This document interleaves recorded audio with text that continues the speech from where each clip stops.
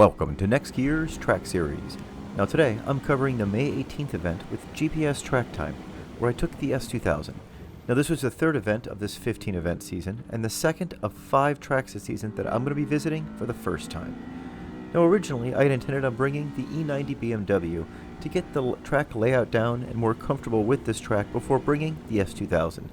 However, since making that decision, I've become more comfortable in the S2000, and I would even say more comfortable in it than I am in the E90. So therefore I decided to bring the S2000 here for my first event at this location. Now the track itself is unlike any of the other tracks I've visited recently, and is noticeably more narrow around the length of the entire track, making for much less room for passing and mistakes than places like Autobahn and Road America. Now I feel the track definitely suits the S2000, and that the BMWs may end up being a little bit on the heavier side in regards to all the turns, and with the lack of any really long straights, you're not really going to be able to take advantage of all that extra power that those cars give me. Which is quite the opposite feeling that I had just a few weeks ago at Road America, where I felt the S2000, even though it was quite fun around Road America, was quite underpowered for that track due to all the lengthy straights. Now on the cool down from the last session of Road America, I got my first crack rotor from a track event. Fortunately, I was able to limp home and get it changed out. And now, of course, to prevent this in the future, I'll start looking into other options in regards to brake cooling to kind of prevent this from happening, or at least limit the amount of times it happens every given season. Now, the other thing that happened during that Road America event is I had yet another event where my engine temperatures climbed to almost 235 degrees. This is the absolute hottest I want it running, and really I want it running about 20 to 30 degrees cooler than that. But it's run this way for about the last 20 years. Especially when it used to get hot back in places like Phoenix, which is where this car has spent most of its life. Now I flushed the radiator coolant multiple times throughout the years and even changed the thermostat, and none of it has really seemed to change anything in regards to the operating temperature of the engine, always kind of reaching that 220 to 230 range. Now however, this last month I went ahead and did another coolant flush, but this time I used VP Racing's Stay Frosty coolant instead of the Honda OEM stuff that I've used historically. This change, along with removing the front grille, appears to have made a dramatic difference as my track temperatures went down 30 to 40 degrees for this entire event.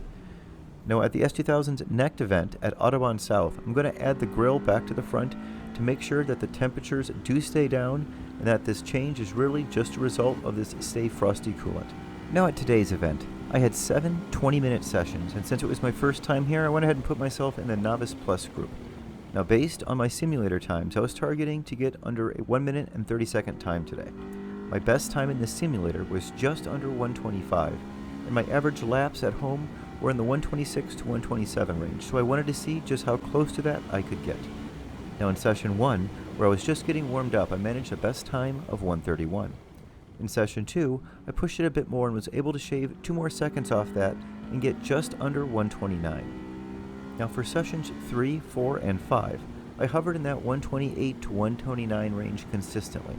Now that I knew I had a ton of time still to get back here in sessions 6 and 7. My main areas I needed to improve were largely in the last half of the track, where I needed to have more faith in that the car can hold on corners 5 and 6 if I got onto the throttle earlier, and that I also needed to stay on the throttle longer into turn 7, where I was just reaching the very top of 4th gear.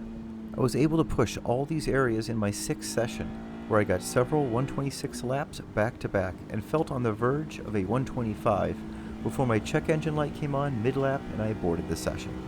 Now I ended up skipping session 7 as I didn't want to risk any damage to the car, not knowing the exact cause of the check engine light.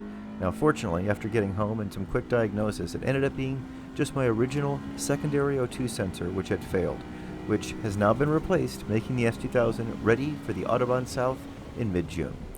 Now this was also the first time I tried heel toe at a track, and while I wouldn't say I did great, I did achieve my fastest lap times while using it, so I can at least say it's not slowing me down, and at this point should only help me to get faster from this point forward. Now enjoy my fastest lap of the day from session 6, where I got a mid-126. Now unfortunately my main camera had an issue during this run, which is what's causing the black display issues, but otherwise, enjoy the run.